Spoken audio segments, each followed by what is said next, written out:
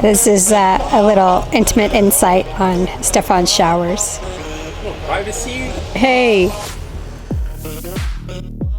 Last time, we left the outer islands of St. Martin, headed for Saint Barths, and were excited to see what all the buzz was about.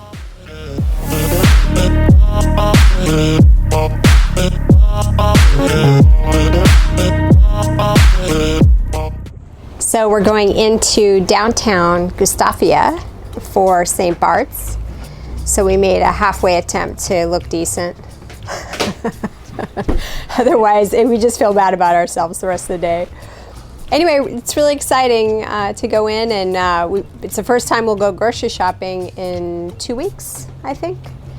And so we've been able to successfully eat on the boat for that long, but we're out of fruits, so Skipper likes fresh fruit. And it should be a nice little adventure to check out the town.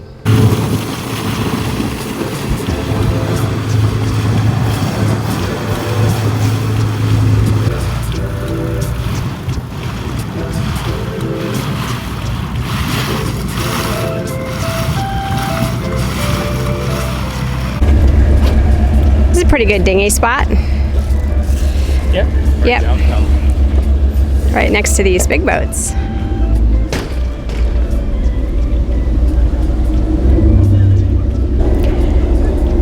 That's a big boat, eh? Hope we get invited. We tried to dress nice today, so maybe we get invited somewhere civilized. We'll see. Tried. At least we tried. So of course we spotted a bakery. Stefan did. Look how fast he's walking.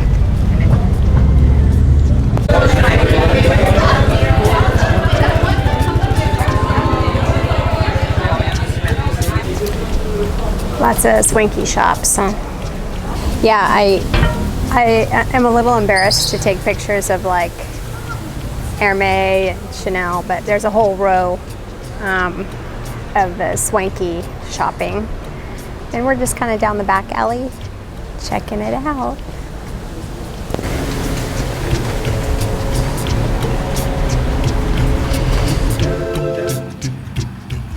In addition for being known for its haute couture, Saint Barths is also known for its landing strip. So we hiked over the other side to check it out. Plane coming. They're really coming every like couple of minutes. Holy shit! Fuck, man. Watching these planes land up close was weirdly exhilarating. So we watched,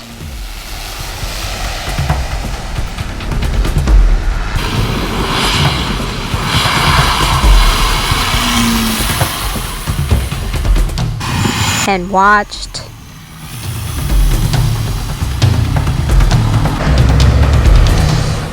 and watched,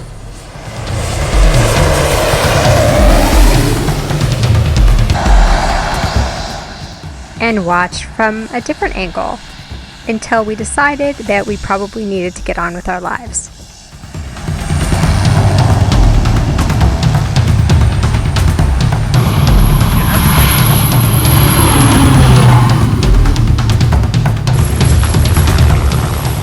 I guess this is what retirement looks like.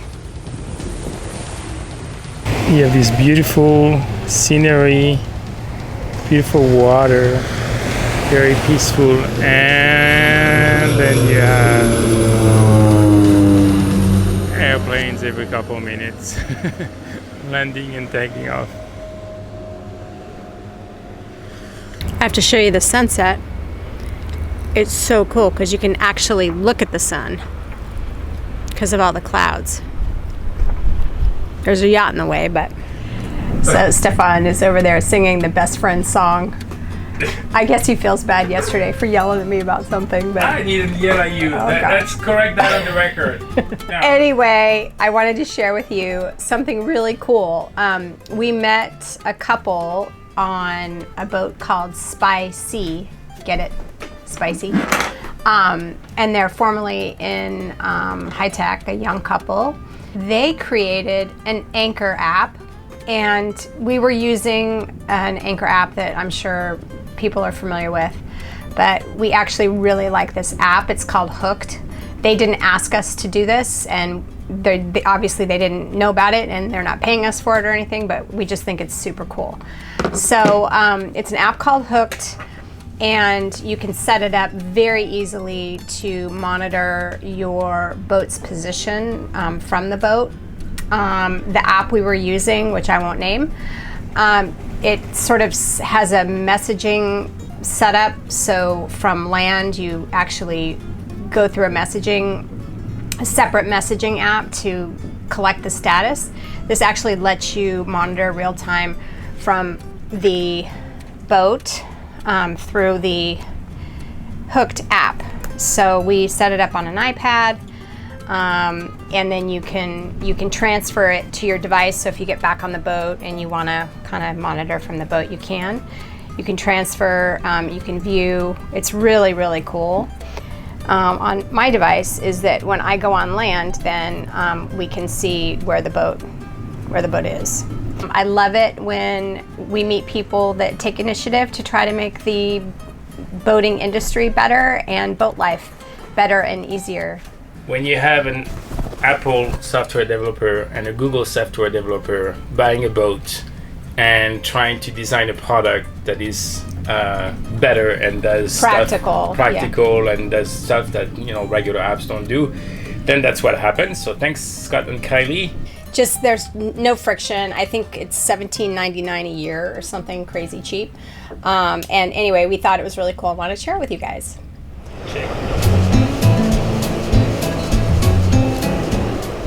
We've spent 4 days in this beautiful anchorage, chilling and kind of dealing with the wind. It's quite windy. Maybe we got gusts of like 30 or so, maybe 1 or 2 big gusts stronger than that. But we've been sort of just waiting for a little window to go back to Antigua. But we have just a tiny window tomorrow. So we're getting the boat ready, and then tomorrow morning we're gonna take off at about 3 a.m. Stefan's doing an engine check, and we're gonna put our staysail up and prepare the boat pretty much. We'll have to leave first thing in the morning. Got some clouds. Do expect a little bit of rain tomorrow when we leave early. What you doing down there? Just checking the levels, cleaning the water intake filters. We'll have to, since the water is clear and nice, we'll dive and toothbrush cleaning the depth sounder speedometer. And just do a visual check and just making sure everything is okay, because we're going to have a pretty dynamic sail tomorrow. Kind of a reminder of our upwind journey last year. That's going to be a little bit like that, but that's the best window we can get, and we're just going to have to take it. So when Stefan says dynamic, you know it's going to be good. Sporty.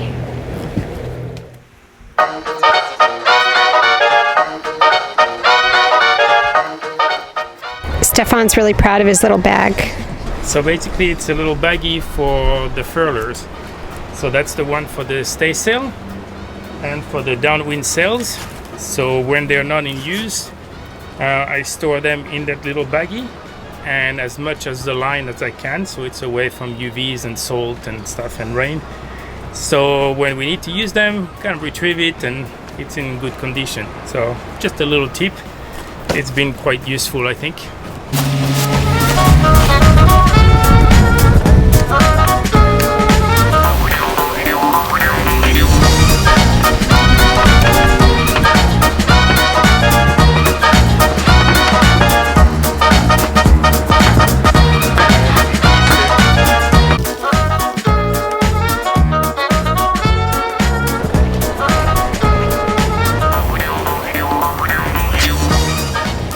So we got it all rigged. Ready to be used. Used and abused the stay sail. I know it's a big question, and people, because there's definitely an added cost when you choose a stay sail. You see the cost of the stay sail, the hook, the preparation for the mast, the preparation for the longeron. So all these costs really add up. And I know it's like mostly it's downwind, and so you kind of wonder, well, I think last year we had maybe an unusual season where we had to do 1,000 nautical miles upwind, but so grateful to have the stay sail. And now, when you know you're going to have a day where you're going upwind against the wind, I mean, the stay sail is really nice because it brings the center of effort closer to the main as opposed to furling, a jib or something. So the boat feels good. So it's always a tricky thing, but we definitely are happy that we've had it, and we hope to not use it too much, but it happens that we have, and then when you need it, you got to have it. Yeah, we definitely use it. Now what? Brushing my teeth at the back of the boat. So I'm going to just brush the speedo, making sure this time it's spinning properly. And I think we'll be ready to go. We'll just motor around the corner and anchor in Gustavia and head to the Capitanerie. So what happened was the mooring lines would get twisted. It was sliding up and down and making this terrible noise. And so Stefan put a line to make it kind of a pendant. The risk, of course, being that if we had to drop the mooring lines in an emergency, that would be a little bit more difficult to do. Not impossible because he put the pendant kind of far back, but it was really pulling funny, and so we had a line put on. We had been watching the boat for, by this time, it was probably 4 or 5 days. So we felt okay that the mooring was fine. So yeah, that's what we did. So we have a plan. We're here in Saint Barths. We want to go to Antigua here. It's about 75 nautical miles. The problem in the Caribbean is the further north you go past Antigua, Saint Barths and Saint Martin, and further west to BVI, you're going east and east and east. And that means when you need to come back, then you need to go against the wind. We know that very well, having done 1,000 nautical miles of upwind sailing straight line last season. So the last few days have been super windy. Tomorrow we have a weather window with the wind mostly going to come from 90 to 100 and 15 to 17 knots. So that's stay sail territory. Hello, quick update. We're on our way to Antigua. We woke up at 1:30 in the morning. The boat was ready, and what was nice, we only have light winds at anchor, so we took our time to raise the main. And we're one reef in the main and with the stay sail. So right there, that's Saint Barthelemy. So that's been our track here. You see we're sailing upwind. That's why it's a little bouncy.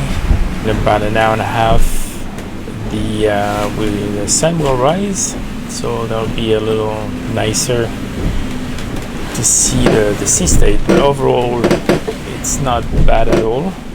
And the other thing is we're monitoring is some squalls. But since we're tagging, we can easily avoid them. Like right now, 6 nautical miles away in front of us, we have one.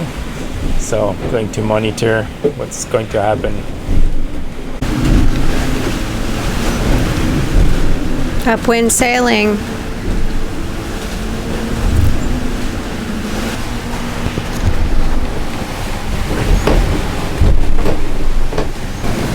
We've had a couple discoveries today that are new.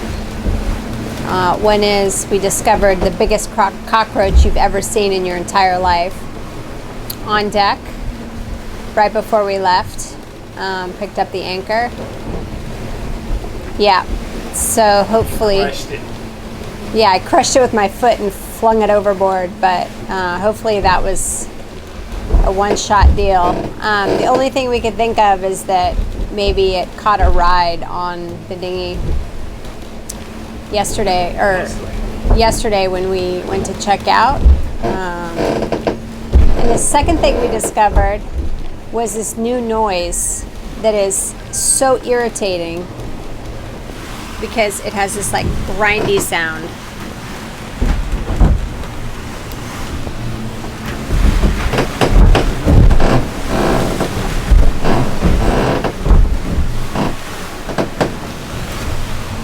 How's that for your nerves? So yeah, there's a little bit of a noise by the mast. Boat is moving. Pretty much those conditions are going to be those conditions till the end, roughly. We've done quite a bit of east, and that was good because the wind was going 110. And right now the forecasts are showing the winds basically going to our left. So for us, we're left of our track. So that's good. So we might have some little shifts that we'll take advantage of, but more or less it's going to be mostly this tag to finish. So check this out. We have a pizza with beans and greens on top. And I totally forgot. We went to the French bakery and got dessert. And when you forget, you get reminded by the cook. I never understand why, with all this water, speedboats want to get so close. But we soon found out why he was in such a big hurry. Ooh, not too bad. Just parallel to the boat. He went under. Didn't feel anything. Oh man, look at that. Now we're getting flood water. So our wind picked up quite a bit. With pretty blustery conditions. Yeah. So there's some cells of clouds kind of going over we see on the radar.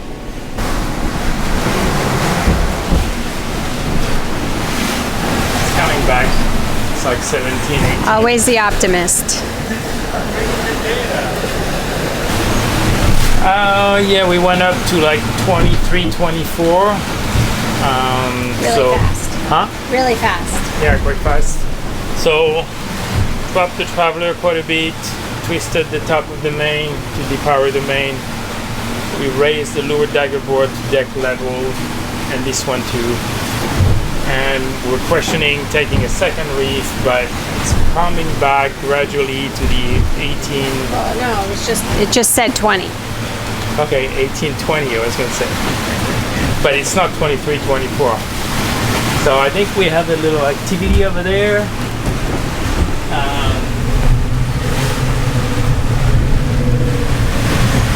What we want is the angle to come back. Right now we're kind of like going right. It's not favorable to us. So when that passes by, hopefully the wind comes back to where it was. So we're on a rub line. Or we could turn around where it's sunny. Look, it's sunny behind us.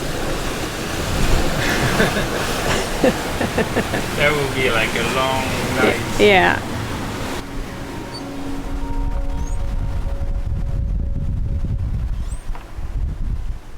So the day was according to plan, and then what happened? Well, we knew it was going to be sporty. The waves actually weren't as bad as I thought they would be. They got kind of big as we got a squall, I guess, pocket, and then things got a little bit exciting because the waves got big. We started seeing breaking waves.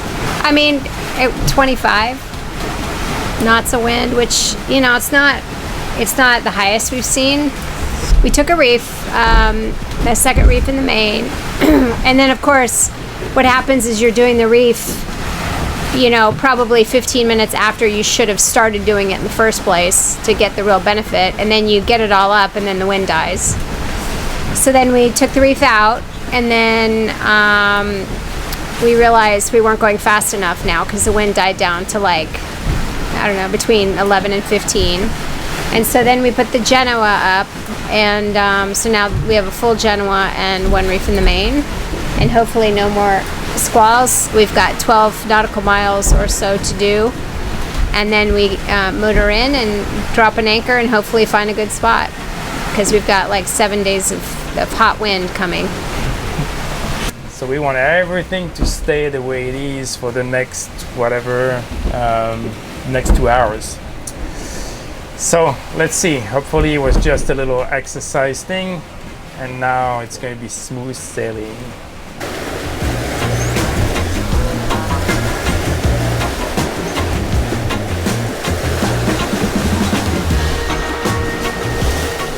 Well, we made it. What do you have to say for yourself? Well, you have a plan, you execute on the plan, and sometimes the plan doesn't go according to the plan. But in this case, I don't know, it went pretty good. I mean, no. Besides the squalls and the... Yeah, no, I'm saying the goal number one was to be at anchor before dark. And then timing worked, and yeah, happy to be here now. You made it to the end. Awesome. Please subscribe.